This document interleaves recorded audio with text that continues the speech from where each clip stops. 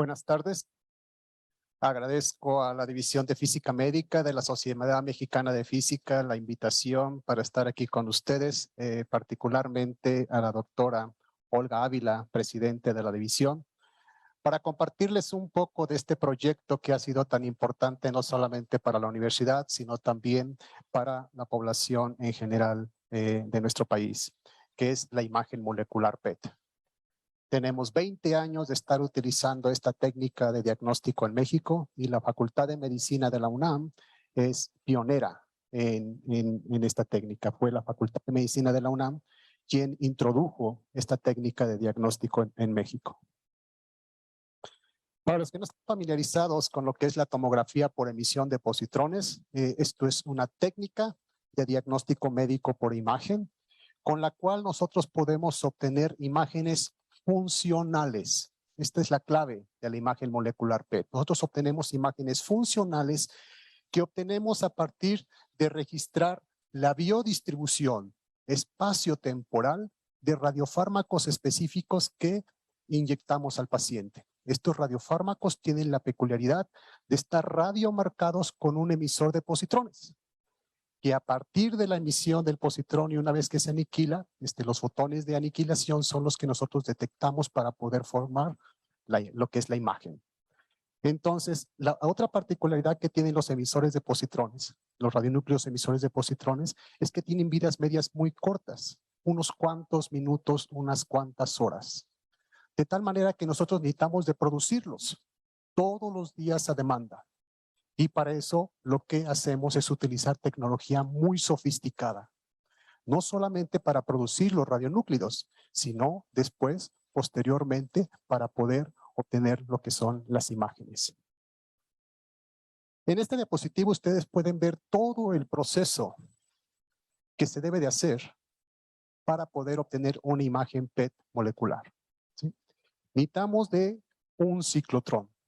Necesitamos de un acelerador de partículas tipo ciclotrón, que son lo que normalmente utilizamos para poder producir los radionúclidos emisores de positrones. Pero no es el radionúclido lo que yo le inyecto al paciente, lo que le inyecto es un radiofármaco. Entonces, asociado a ese ciclotrón debemos de tener un laboratorio de radiofarmacia en el cual yo pueda producir ese radiofármaco a partir del radionúclido que se produjo del ciclotrón. Y por supuesto, una vez que se produce ese radiofármaco, lo que estamos nosotros produciendo en el laboratorio va a terminar en el torrente sanguíneo de un paciente. De tal manera que debe de seguir un proceso muy riguroso de control de calidad que nos asegure que se lo podemos administrar a un paciente de manera segura. Y es por eso que también tenemos un laboratorio de control de calidad. Y por supuesto es lo que nosotros hacemos en la parte de producción y está asociada la unidad PET, que es donde se están realizando los estudios. Como les comenté, la Facultad de Medicina de la UNAM es pionera en esta técnica de diagnóstico en México. Fue el doctor René Drucker Colín, en el momento cuando se concretó el proyecto, él era el coordinador de la investigación científica de la UNAM, quien fue el responsable de traer esta tecnología a México, ¿sí? Y lo que ven ustedes en esa diapositiva, además del doctor René Drucker, la inauguración cuando el doctor Juan Ramón de la Fuente era rector de la UNAM, el grupo de trabajo que pusimos en marcha, lo que en su momento se llamaba la unidad PET ciclotrón. ¿Sí? Esto fue hace 20 años. Este es el primer ciclotrón y el primer tomógrafo PET que tuvimos en México. ¿Sí? La charla está más enfocada en lo que es el ciclotrón y la producción, ¿sí? Pero como ustedes pueden ver, en las pruebas de aceptación del ciclotrón, el ciclotrón llegó a finales de los 90, pero las pruebas de aceptación se hicieron en el 2002. Fue en el 2002, el 9 de enero del 2002, cuando se realizó el primer estudio PET en México, ¿sí? Fíjense en el equipo. En ese tiempo apenas estaba desarrollando los equipos híbridos. Hoy son equipos híbridos. Tenemos un equipo híbrido de PET CT o de PET con resonancia magnética. El PET me da la imagen funcional y la CT o la resonancia magnética me da la información estructural anatómica, de tal manera que a la hora de que fusionan las dos imágenes, tengo una imagen que me da información funcional y anatómica. Pero en su momento, el primer PET que llegó a México fue PET dedicado. Apenas en ese momento se estaban empezando a desarrollar los equipos de PET-CT. Aquí ustedes pueden ver unas fotografías de la llegada del ciclotrón, ¿sí? Como ustedes pueden ver, fue en 1999 cuando arribó este ciclotrón a México, ¿sí? Fueron aproximadamente 2 años en lo que llegó el ciclotrón, pero una peculiaridad del ciclotrón es que para poderse meter en el búnker donde actualmente lo tenemos, se tuvo que meter el ciclotrón antes de colar el último de los muros. De tal manera que vamos a ver por qué razón el PET lo hemos cambiado en 3 ocasiones y el ciclotrón no lo hemos cambiado. Lo único que hemos hecho es actualizarlo para mantenerlo todavía funcionando. Entonces, aquí podemos ver lo que son las instalaciones originales. Este es el edificio de la torre de investigación, como se conoce en la Facultad de Medicina, y actualmente prácticamente todo lo que es la planta baja está dedicada a la unidad PET-CT y radiofarmacia ciclotrón. Y como ustedes pueden ver, pues aquí tenemos el búnker donde está el ciclotrón. Anteriormente teníamos el laboratorio de radiofarmacia y un laboratorio de investigación. En esta parte corresponde a lo que inicialmente era la recepción, que corresponde a las fotografías que tenemos aquí, y aquí tenemos lo que es el equipo PET-CT. Esas eran las instalaciones originales. Y aquí podemos ver unas fotografías de cómo quedó ya instalado en su momento, todavía no operando, pero ya está el ciclotrón en el búnker donde actualmente sigue operando, y lo que es el laboratorio de radiofarmacia. Estas son las celdas calientes donde tenemos los módulos de síntesis química, que es donde se fabrican o se sintetizan los radiofármacos, y tenemos pues lo que es el laboratorio de radiofarmacia asociado a la instalación. Entonces, nacimos como la unidad PET ciclotrón y hace algunos años se decidió que fuéramos 2 unidades independientes. Dados que somos unidades que tenemos cada una función específica y también un objetivo específico, nosotros dedicados a lo que es la producción y control de calidad de los radiofármacos, no solamente para uso en la Facultad de Medicina, sino también para otros hospitales y centros de diagnóstico que no tienen la infraestructura para poderlos producir, y la unidad PET-CT dedicada a los estudios clínicos. Desde el 2016 funcionamos como 2 unidades hermanas, ¿sí? La unidad radiofarmacia ciclotrón y la unidad PET-CT. Entonces, ¿cuál es el objetivo de la unidad radiofarmacia ciclotrón? Que es precisamente la unidad que se está bajo mi cargo. La unidad radiofarmacia ciclotrón es una unidad mixta de servicio, investigación y docencia, ¿sí? Cumplimos con las 3 funciones: el servicio, producción y distribución de los radiofármacos, y por supuesto la docencia y la investigación que debemos de estar realizando al estar inmersos en una universidad, ¿sí? Y nosotros estamos dedicados a producir los radiofármacos con los más altos estándares de calidad para su uso en estudios de tomografía por emisión de positrones. Y la visión que tenemos es mantenernos a la vanguardia, no solamente en tecnología, sino también en aplicaciones. No solamente somos pioneros, seguimos siendo la referencia de imagen molecular PET, no solamente en México, sino también en la región de Latinoamérica. La unidad radiofarmacia ciclotrón, entonces ahora lo que tenemos es ¿qué es lo que tenemos en la unidad? Un ciclotrón. Un ciclotrón para producir los radionúclidos es un ciclotrón pequeño, 11 megaelectronvolts. Ahorita vamos a ver algunas características específicas.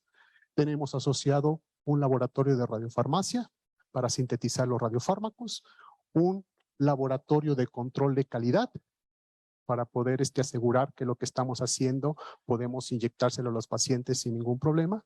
Y ahora con las nuevas normativas no solamente tenemos un área de control de calidad, ahora también tenemos un área de aseguramiento de la calidad, ¿sí? Y una cosa también muy importante, sobre todo que es la herramienta que nos ha permitido seguir haciendo investigación y desarrollo de radiofármacos, es que tenemos un equipo microPET, ¿sí? Un equipo como el que se utiliza en los humanos, pero en miniatura, de tal manera que podamos hacer los estudios preclínicos en modelos animales antes de que lo liberemos para que se puedan utilizar en humanos. Y todo esto es parte de la unidad radiofarmacia ciclotrón. Aquí sí pueden ver un poco más de las características del ciclotrón, ¿sí? Tenemos, como les dije, es un ciclotrón pequeño.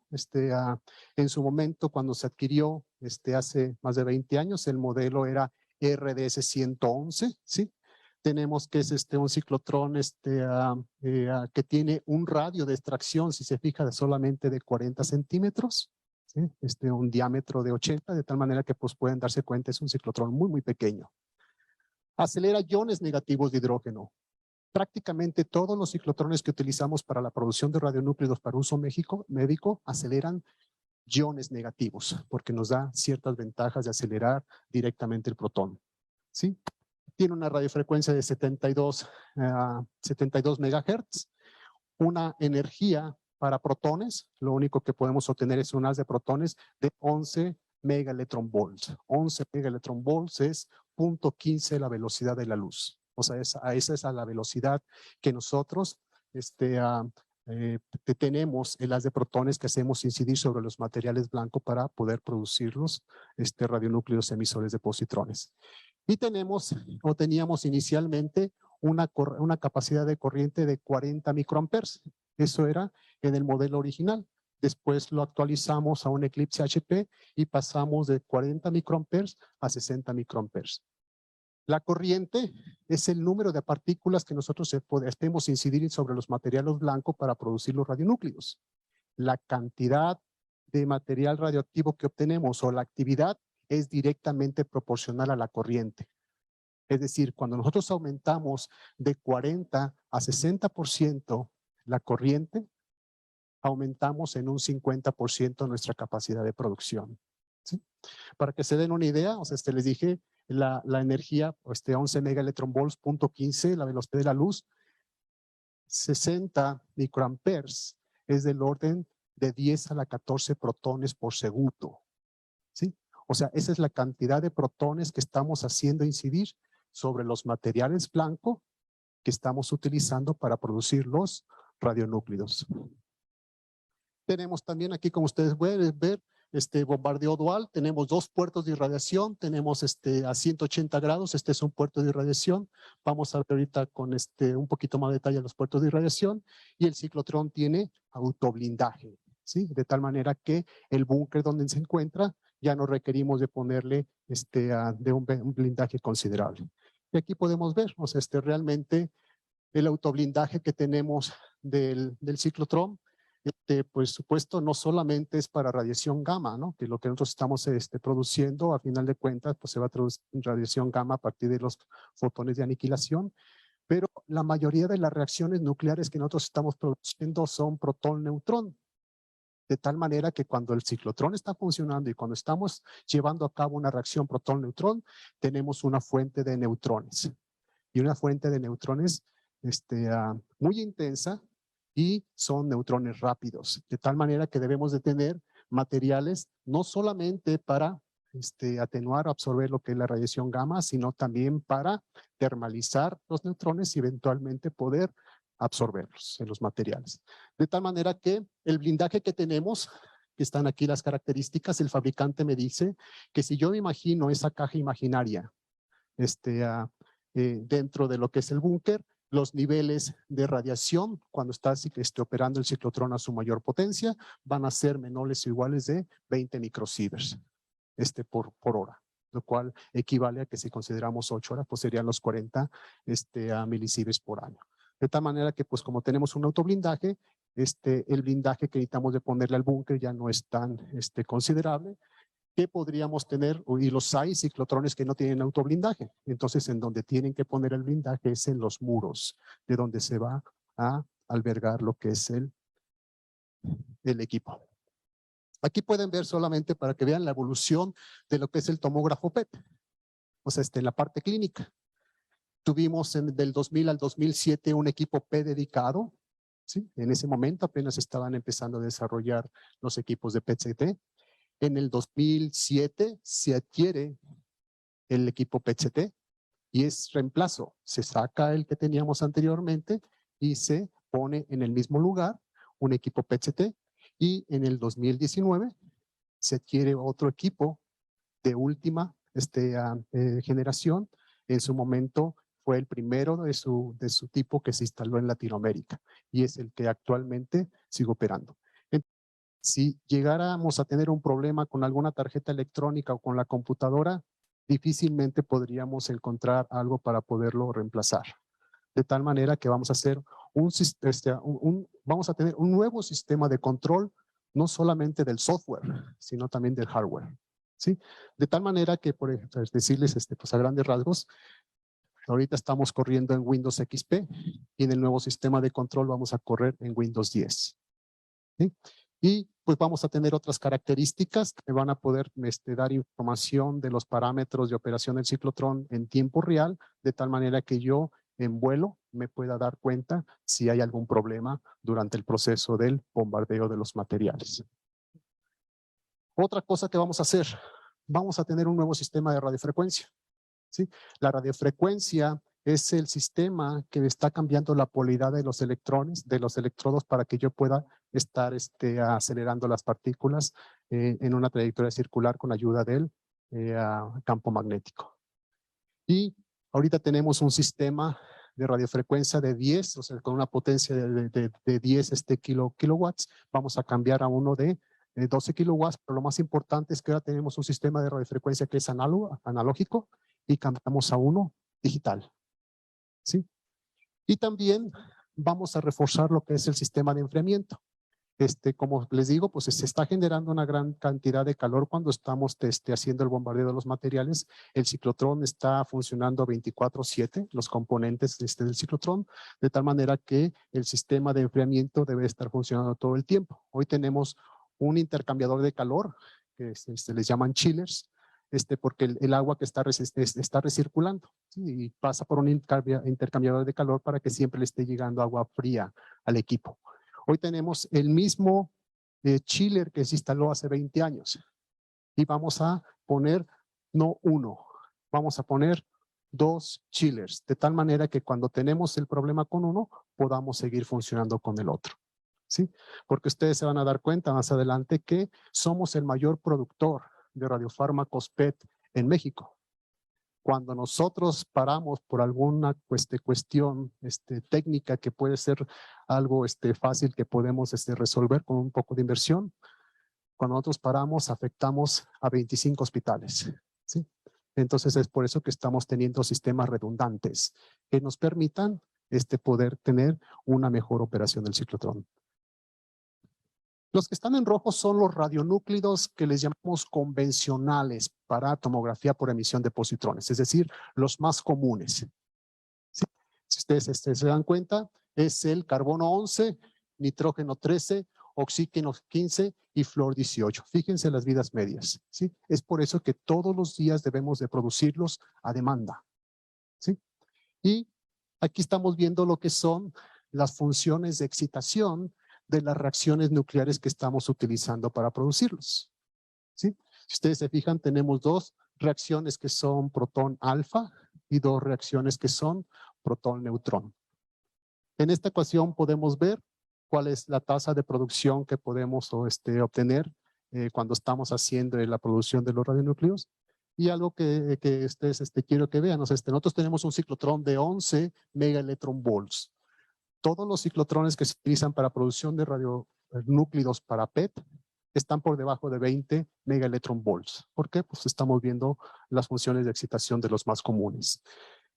La capacidad de producción, les dije, es directamente proporcional a la corriente, pero eso no sucede con la energía.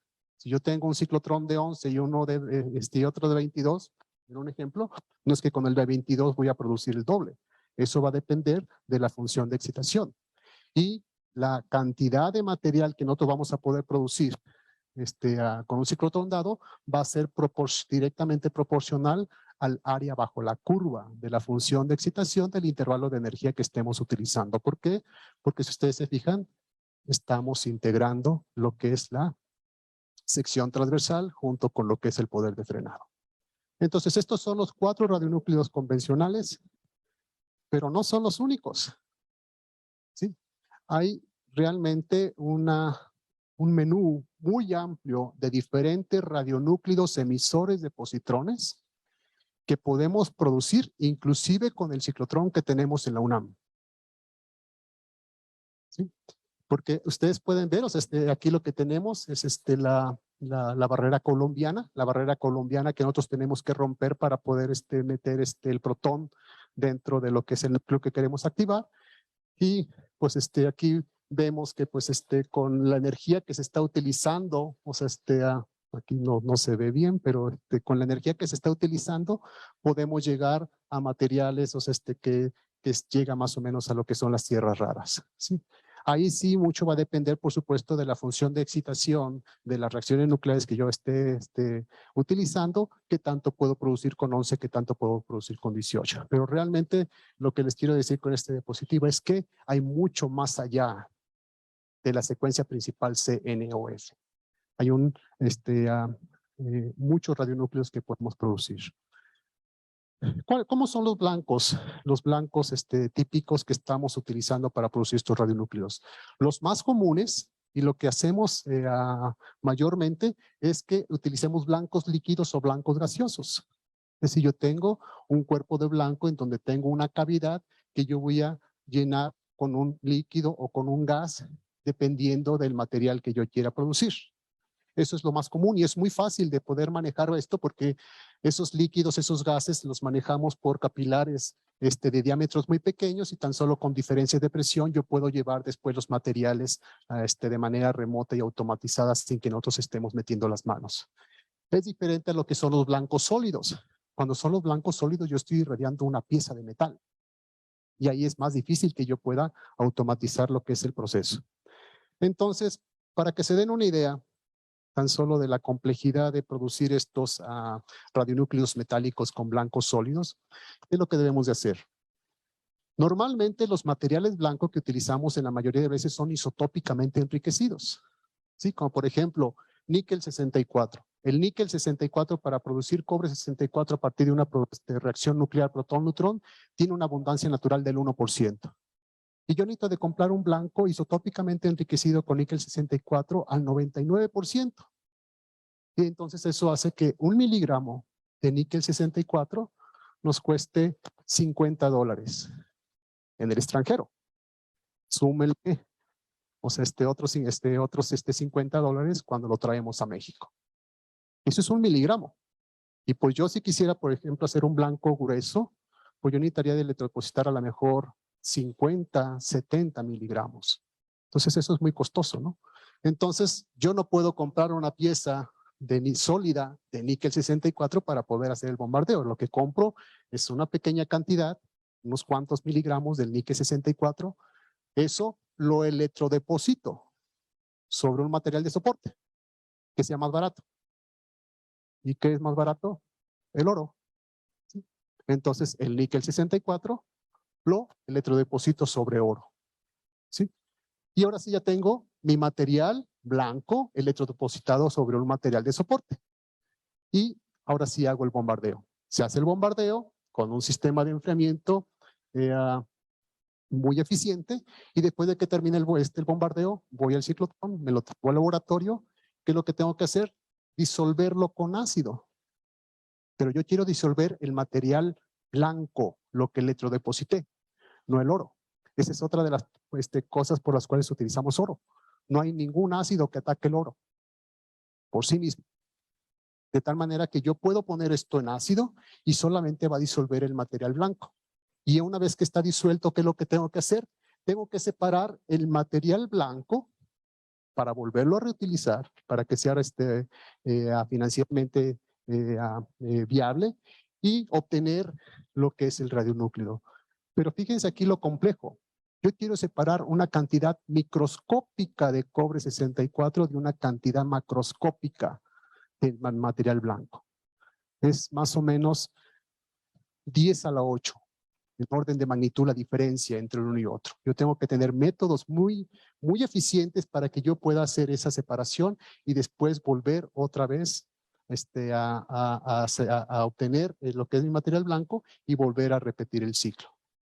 Entonces, esto es lo que normalmente hacemos cuando hacemos la producción de los radionúclidos metálicos, y hay muchas consideraciones que los que estamos ahí como físicos debemos de estar haciendo cálculos y mejores diseños de los blancos de tal manera que podamos hacer esto de manera más eficiente.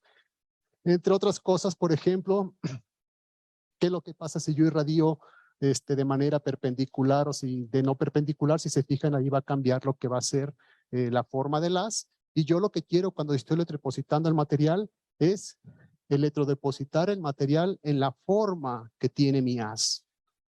De tal manera que yo tengo que buscar alguna forma de poder saber cuál es el perfil del haz, ¿no? Cuál es el perfil del haz de protones, de tal manera que yo pueda hacer la electrodeposición del material.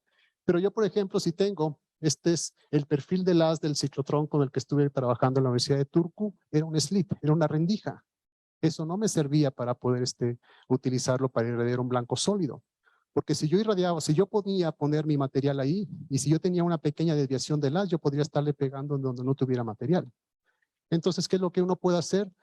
Pues uno puede jugar, en ese caso teníamos por ahí algunos cuadrupolos que podíamos jugar con la óptica del haz, podíamos hacerlo un poquito más en forma elíptica, y después uno utiliza normalmente o en algunas ocasiones en ese ciclotrón de 18 megaelectronvolts. Tú cuando quieres producir cobre 64 quieres 13, no quieres 18, para poder optimizar lo que es tu producción. Y tienes un degradador de energía y te fijas, ¿no? ¿Qué es lo que tienes aquí? El haz antes de que hicieras nada. Aquí tienes el haz después de que lo abriste con los cuadrupolos, y aquí lo que tienes el haz que se abrió todavía un poquito más por dispersión de los protones cuando pasaron por el degradador de energía. Y esto tenemos forma de medirlo, ¿no?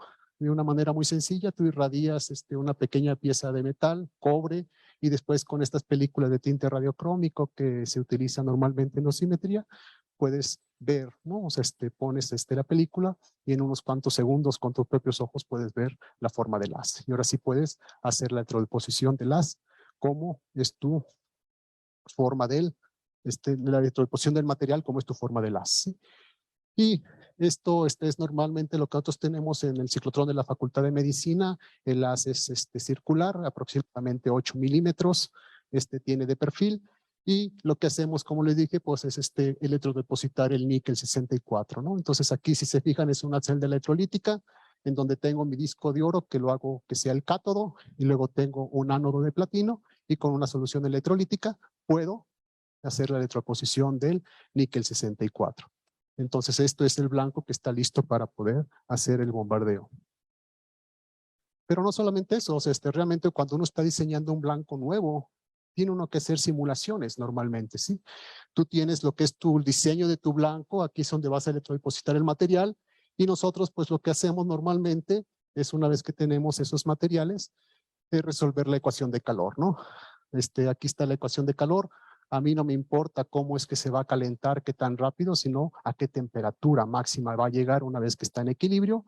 Y para eso pues resolvemos la ecuación de calor, utilizamos softwares, herramientas como es COMSOL Multiphysics, que tal vez algunos de ustedes han utilizado, que lo único que hace es resolverme esa ecuación diferencial, y yo puedo saber para diferentes materiales, bajo diferentes condiciones de irradiación, cuál va a ser la temperatura máxima que se va a alcanzar con estos materiales.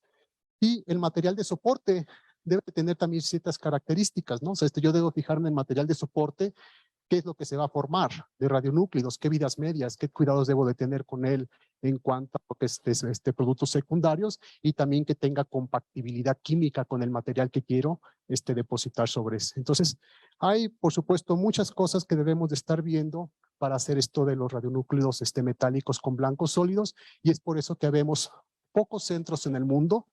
Normalmente centros que estamos en una universidad o en un centro de investigación que estamos haciendo esta investigación con radionúclidos metálicos. Sin embargo, hoy en día hay una investigación pues ya más encaminada a producir radionúclidos metálicos en blancos líquidos, es decir, irradiamos soluciones de las sales de los metales. Eso es posible. ¿Qué es lo que va a suceder? la cantidad que se va a producir va a ser muy pequeña comparada con lo que estamos produciendo con radionúclidos, con los blancos sólidos. Ahora, entonces, regresando un poco a lo que son las instalaciones, porque lo que estamos produciendo en el ciclotrón es solamente el radionúclido, pero como les digo, no es lo que le inyectamos al paciente. Entonces, aquí ustedes pueden ver la renovación de las instalaciones, ¿sí? 2002 al 2007, pero fíjense más que nada en lo que es el laboratorio donde nosotros estamos produciendo. Este es el ciclotrón, aquí está el laboratorio hasta el 2013. Fíjense cómo cambia. O sea, los espacios tuvimos que separar esos espacios para poder tener áreas dedicadas para cada una de las actividades. Pero si ustedes ven, por ejemplo, una fotografía, ¿no? Aquí están las celdas calientes, la computadora de control de ciclotrón, aquí está la entrada del ciclotrón, el laboratorio, cómo se veía hasta el 2013 y cómo es que se ve desde el 2014. Esta fotografía, estas celdas son exactamente las mismas y están en el mismo lugar que esas celdas. ¿Sí? De tal manera que nosotros hemos estado haciendo también esta renovación de las instalaciones. ¿Por qué? Porque debemos de cumplir con nuevas regulaciones internacionales que se llaman buenas prácticas de fabricación. Lo que estamos produciendo en el laboratorio va a terminar en el torrente sanguíneo de un paciente y yo debo de producirlo en las mejores condiciones para que pueda garantizar seguridad de lo que estamos produciendo en el laboratorio. Y esto es lo que les digo, ¿no? No había una regulación en el país en cuanto a buena práctica de fabricación para producción de radiofármacos, pero desde diciembre salió ya la nueva norma a 241 que tiene que ver con buenas prácticas de fabricación de dispositivos médicos y los radiofármacos están catalogados como dispositivos médicos y existe ya un capítulo que habla de radiofármacos, ¿sí? Entonces, esa norma, pues nosotros colaboramos con la COFEPRIS para que pudiéramos tener una normativa nacional que nos aplicara para lo que es la producción de los radiofármacos. Y entre otras cosas, lo que tuvimos que hacer, pues es separar, ¿no? Porque si ustedes se fijan, antes teníamos un laboratorio que era solamente abierto. Ahí estaba producción, control de calidad e investigación. Ahora debemos de tener un área separada de producción y un área separada de control de calidad.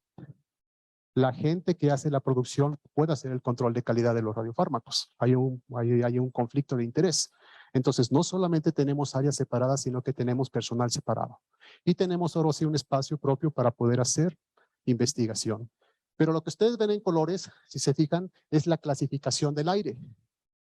Aquí tenemos tenemos una manejadora completa solamente de aire para esto, de tal manera que nos dé una cascada de presiones, más positiva en las áreas más limpias y menos positiva en las áreas menos limpias. De tal manera que que es una área que es la más limpia, tiene una presión positiva con respecto a esta, de tal manera que cuando yo abro esta puerta, el aire siempre va a fluir del área más limpia hacia la menos limpia. Y esto es lo que nos está llevando todo lo que es esta nueva normativa de buenas prácticas de fabricación.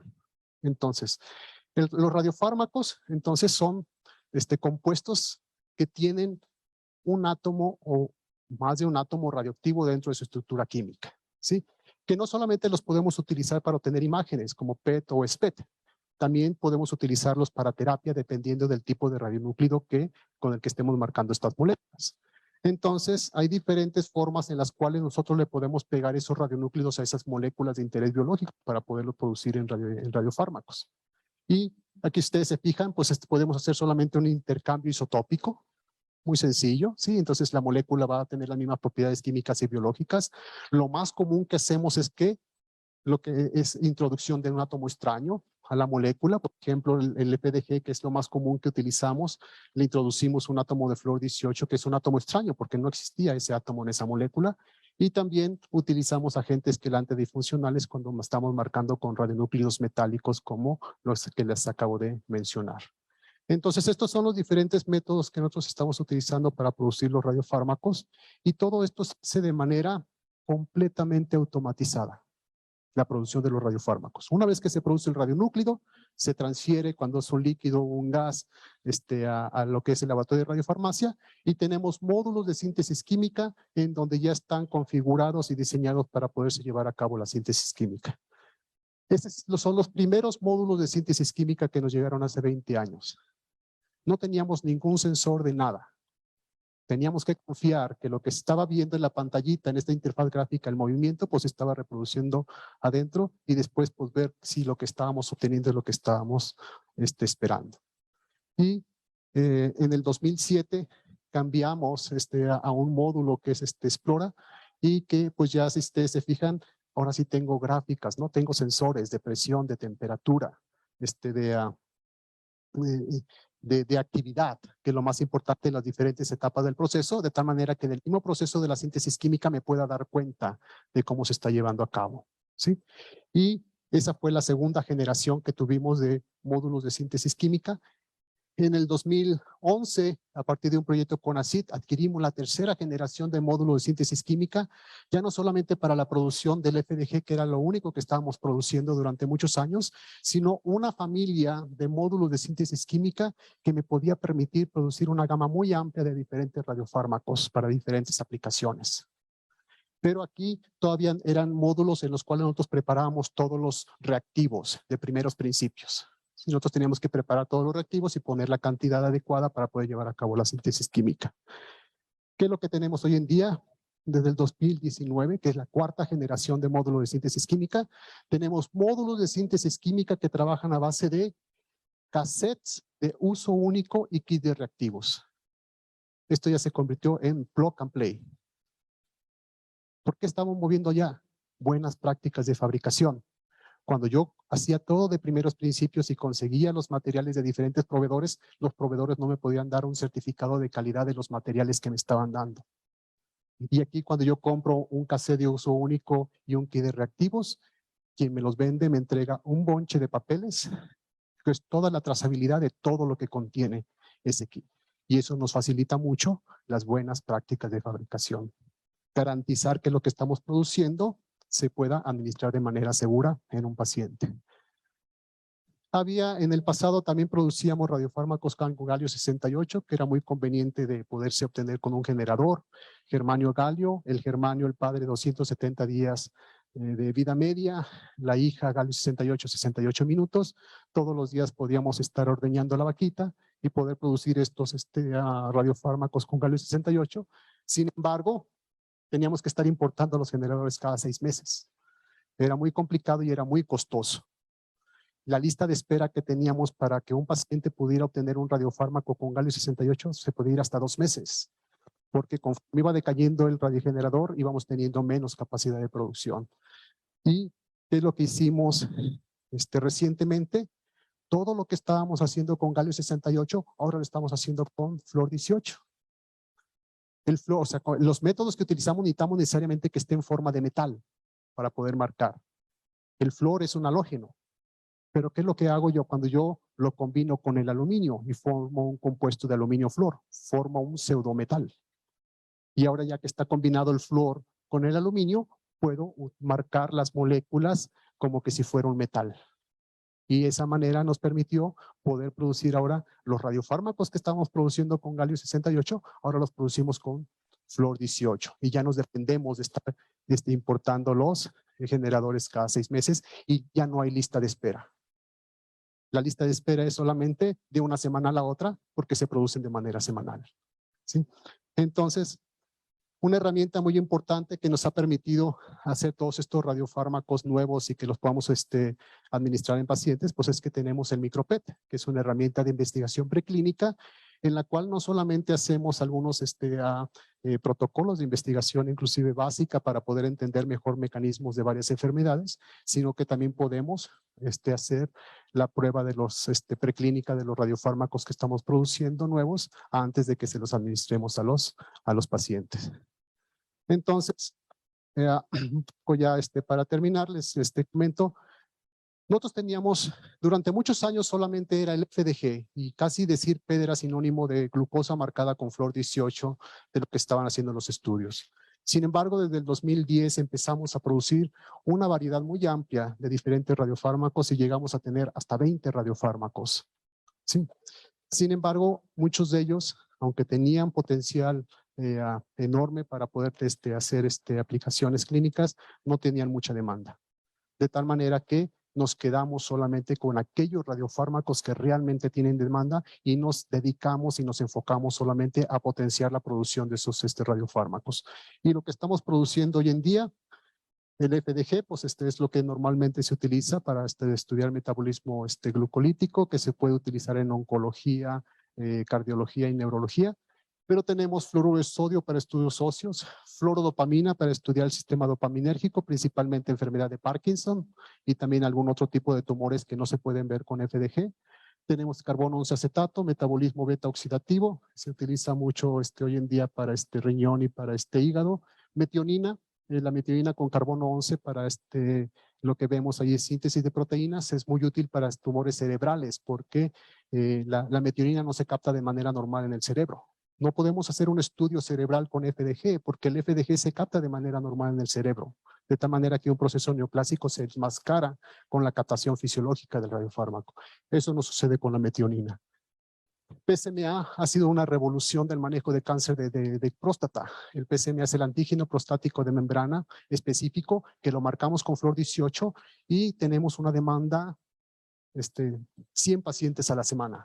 O sea, para hacer un estudio muy específico. Nunca antes habíamos podido hacer estudios tan específicos de cáncer de próstata como los que estamos haciendo ahora con el PSMA. El octreótido es para tumores de origen endocrino, es lo que estamos ahora marcando con aluminio flúor, ¿sí? Y a eso, pues muchos tipos de cánceres que no se pueden evaluar con FDG.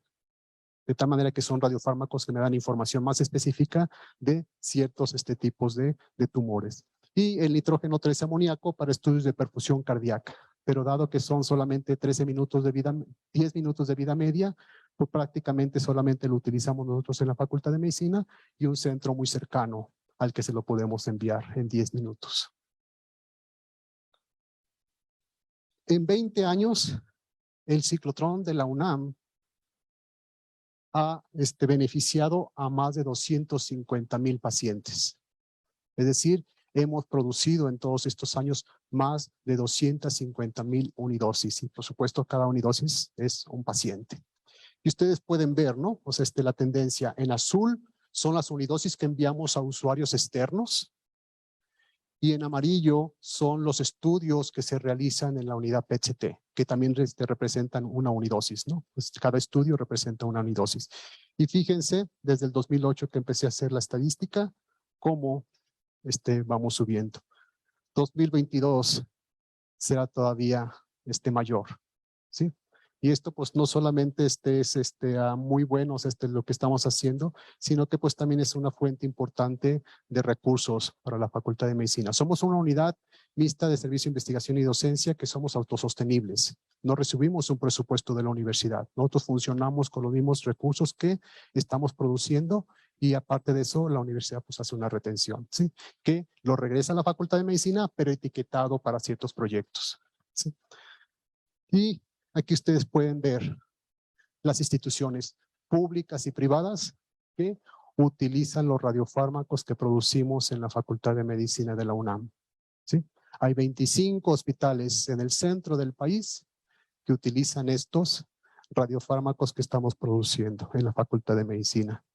Y todo esto no es posible, por supuesto, sin el equipo humano que está detrás de la tecnología. Se ocupa de tecnología muy sofisticada para hacer lo que estamos haciendo, pero la tecnología no lo hace sola. Ocupamos de un grupo interdisciplinario de trabajo, de tal manera que podamos producir los radionúclidos, producir los radiofármacos, hacer el control de la calidad de los radiofármacos, hacer la investigación preclínica de los radiofármacos para que finalmente pueda llegar a un paciente. Iniciamos 4 personas en el área de producción, 2 físicos en el ciclotrón, 2 químicos en radiofarmacia y hoy somos 20 personas en el área de radiofarmacia ciclotrón, ¿sí? Solamente radiofarmacia ciclotrón, solamente la parte de producción. Y ya vemos físicos, físicos médicos, químicos, químicos farmacobiólogos, biólogos moleculares, ingenieros en biotecnología, médico veterinario, de tal manera que podamos hacer todas las funciones que les acabo de comentar. Entonces, pues, con esto, pues, el ciclotrón de la UNAM con la actualización que estamos haciendo, le estamos dando 10 años más de vida, ¿sí? De tal manera que durante 10 años más podamos seguir haciendo esto que nadie más ha podido o ha querido hacer en México, ¿sí? Abastecer a una amplia variedad de hospitales y centros de diagnóstico con radiofármacos específicos cuando no tienen la capacidad de producirlos. Entonces, pues muchas gracias por su atención.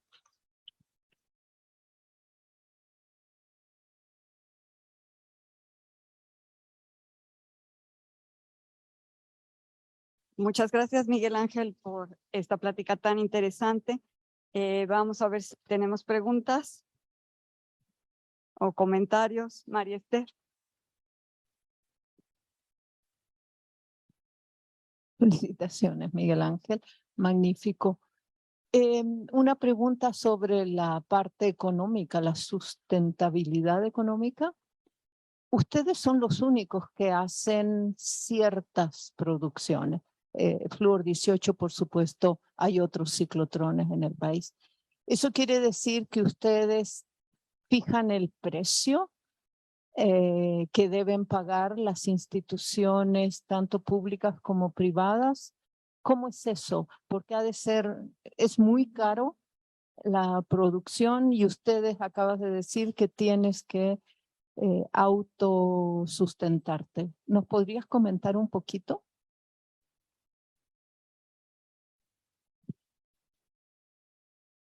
Somos la única institución que tenemos esta amplia variedad de radiofármacos y prácticamente nosotros somos hay algunos radiofármacos que solamente nosotros producimos en la UNAM. Y por supuesto los costos son elevados, ¿no?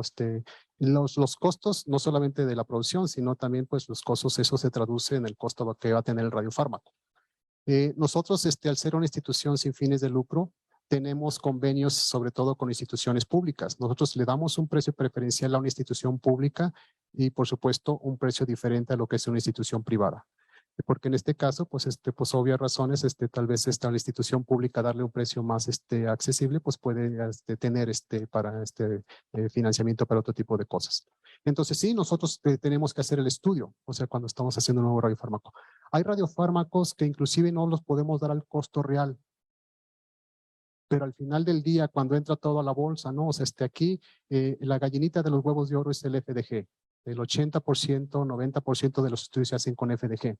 Y yo de alguna manera la idea que les he vendido en la Facultad de Medicina, el FDG es con lo que nosotros vamos a obtener los recursos. Lo demás es el plus que nosotros le estamos dando a los usuarios que están utilizando nuestros radiofármacos, de tal manera que a nosotros, pues, con los recursos que estamos obteniendo del FDG, podemos financiar, si es el caso, casi no hay radiofármacos, casi todos al menos se pagan, podemos utilizar el dinero del FDG para eso. Entonces, tal vez eso también puede explicarse por qué tal vez algunas otras instituciones públicas o privadas, sobre todo, pues tal vez no van a hacer eso, ¿no? Eso es claro, ¿no? El objetivo de una empresa privada, pues es diferente, válido, ¿sí? Entonces, pues sí, eso es. Pero dado el volumen que nosotros tenemos, nosotros le hemos apostado al volumen, ¿sí? Entonces, como tenemos mucha demanda, pues realmente tenemos muy buenos recursos, de tal manera que no solamente somos autosostenibles, somos la unidad mixta, hay varias unidades mixtas como nosotros en la Facultad de Medicina, que aportamos la mayor parte de los recursos para proyectos especiales. Ni siquiera la unidad PET-CT. Antes el negocio era el estudio, ahora por la demanda que nosotros tenemos es los radiofármacos. ¿Por qué? Por la gran demanda que tenemos. Entonces sí, son en promedio, para que se den una idea, cuando sacamos el promedio de todo, son 4,000 pesos por unidosis en total, sí, de promedio, sí. Y si estamos haciendo 25,000 estudios al año, eso significa una fuente de ingresos. Gracias. ¿Alguna otra pregunta? A ver, creo que hay varias. A ver, ¿alguien de ustedes? Hola, buenas tardes. En este momento, usted comentaba que en estos años ha ido como mejorando la técnica y actualmente se considera que la técnica ya está finalizada o todavía sigue por mejorar. Lo que sigue mejorando en esto es que cada vez tenemos radiofármacos más específicos. que nos den información más específica de diferentes tipos de tumores, ¿no? Como por ejemplo lo que mencionaba del cáncer de próstata. Nunca habíamos tenido un radiofármaco tan específico como el antígeno prostático específico de membrana. Y por supuesto que nosotros estamos todavía haciendo algún tipo de investigación para seguir obteniendo radiofármacos, pero ahora se les llaman radiofármacos de tercera generación. Son radiofármacos que van dirigidos a un blanco molecular específico. Yo busco un blanco molecular específico y tengo que buscar una molécula que me pueda llevar de manera específica a ese blanco molecular. Y sobre todo ahora con esta nueva era de que no sé si quien ha escuchado teranóstico, ¿no? O sea, radiofármacos no solamente es para diagnóstico, también los podemos utilizar para terapia. La investigación que se está haciendo sobre todo con radionúclidos metálicos es un área de investigación actual. Entonces, en donde estamos mejorando en la parte de la producción, aparte de la tecnología para poder adquirir los estudios, es en radiofármacos cada vez más específicos.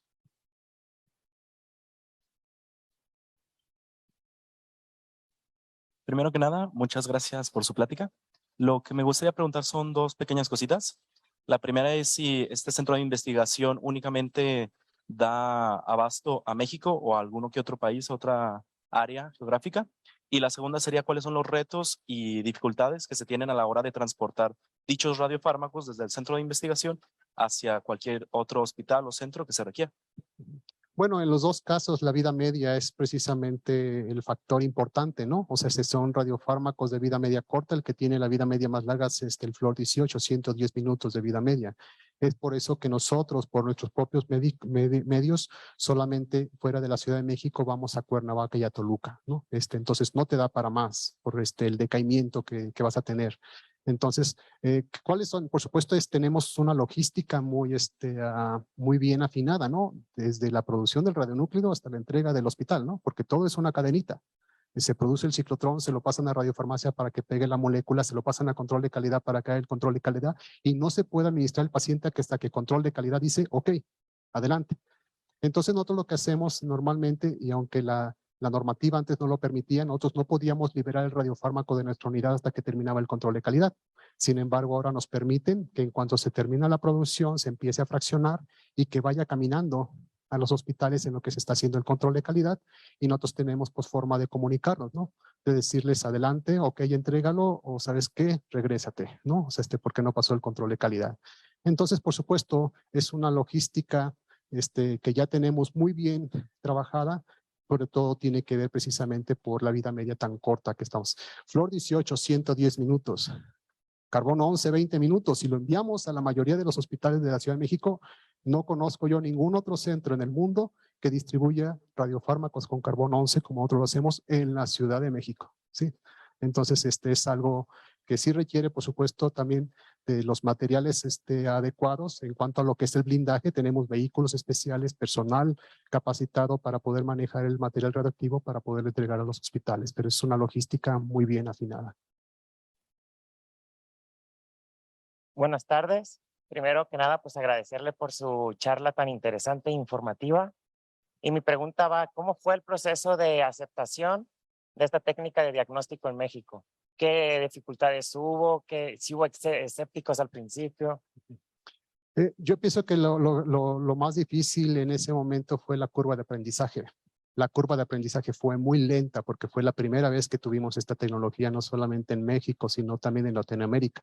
Somos segundo en Latinoamérica, Argentina, en Mendoza, ellos tienen los primeros equipos, pero fue más o menos al mismo tiempo, pero fue precisamente la asimilación de la tecnología y poder realmente pues hacer todo lo que se requería para poder decir nos sentimos confiados para que lo que estamos produciendo en el laboratorio podamos administrarlo en un paciente. Entonces el equipo llegó a finales del 99, las pruebas de aceptación marzo del 2001, en ese tiempo pues ya tendríamos que hacer o podríamos hacer los radiofármacos, pero tuvo que pasar casi un año más para que inyectáramos al primer paciente.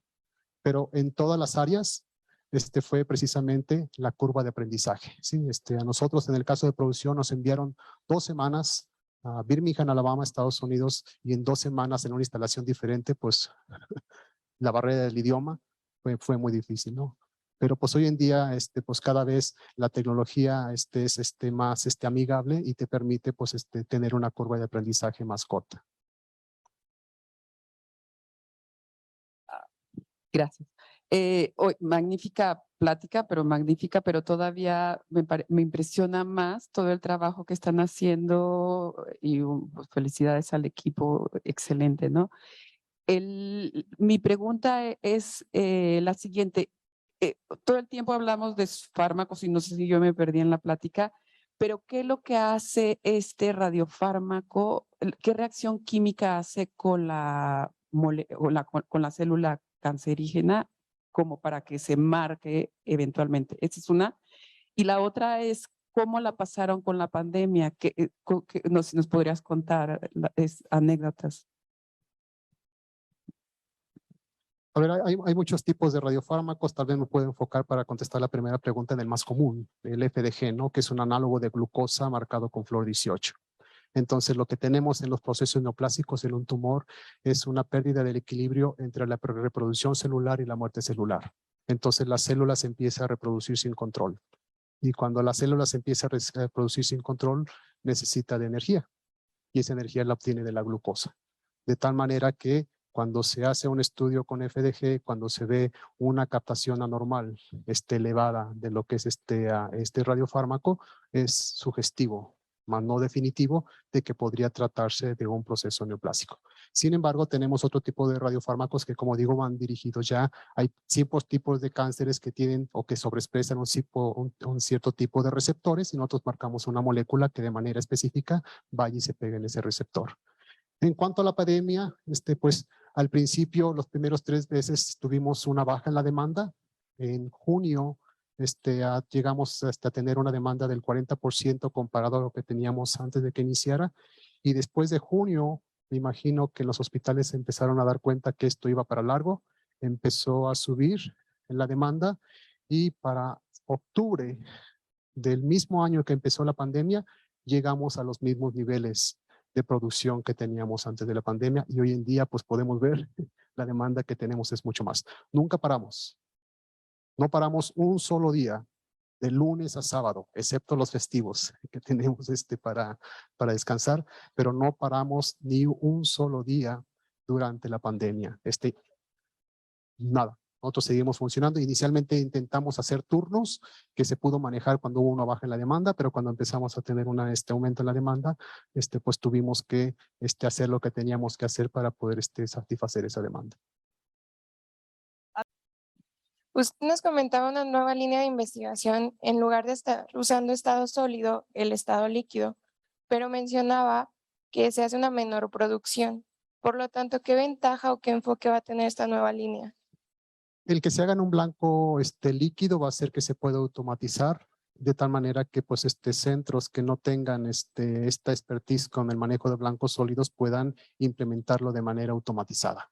Entonces, como comenté, trabajar o manejar los blancos líquidos o gaseosos se hace de manera remota, tan solo con diferencias de presión y eso pues se va a facilitar, pero como digo, pues va a ser para producción solamente para uso interno, dado que pues va a ser mucho menos lo que se va a producir con un blanco líquido.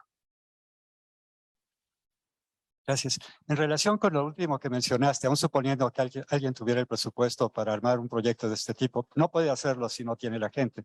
¿Qué han hecho en cuanto a formación de personal para que esto continúe con la siguiente generación? De hecho, bueno, no sé si traía aquí pueden poner todavía la pantalla, traía unas diapositivas que ya solamente dejé, pero por supuesto solamente mencioné la parte de servicio. Tenemos la parte de investigación y tenemos la parte de docencia, que también es muy importante y es son pilares de nuestras actividades. Entonces tenemos, por supuesto, muchos proyectos de investigación que hemos estado desarrollando en estos tiempos, sobre todo estos proyectos de investigación son después del 2010, en los cuales pues hemos seguido haciendo investigación, sobre todo la investigación que hacemos es en blancos sólidos, la línea fuerte de nuestra investigación es en blancos sólidos, pero también tenemos lo que es la divulgación científica, por supuesto va casado con con lo que es la investigación, pero también tenemos la formación de recursos humanos, ¿no? tenemos la formación de recursos humanos en todos los niveles y también, como mencioné, somos un centro de referencia nacional y regional, de tal manera que pues es el único centro donde realmente se capacita a personas para que puedan seguir haciendo lo que nosotros estamos haciendo. De los 10 ciclotrones que hay en México, de los 10 ciclotrones que hay en el país, prácticamente la gente que está trabajando en esos ciclotrones de una o de otra manera pasaron por la UNAM, ¿sí? De tal manera que pues es una parte importante que estamos también haciendo, la investigación y la formación de recursos humanos, y no solamente eso, sino también compartiendo nuestra experiencia con otros países de Latinoamérica para que la curva de aprendizaje sea más rápida que la que nosotros tuvimos, ¿sí? Entonces, esto lo hacemos a través del Organismo Internacional de Energía Atómica porque somos un centro de referencia para esta imagen molecular PET en Latinoamérica. ¿Alguna otra pregunta? Bueno, Miguel Ángel, pues gracias por esta excelente plática. Creo que el ciclotrón ha sido una inversión extraordinaria para México y para la atención de pacientes y veo que todo funciona de una manera como perfectamente medida, ¿no? Y calculada. Pues muchísimas gracias. Volvemos a agradecer al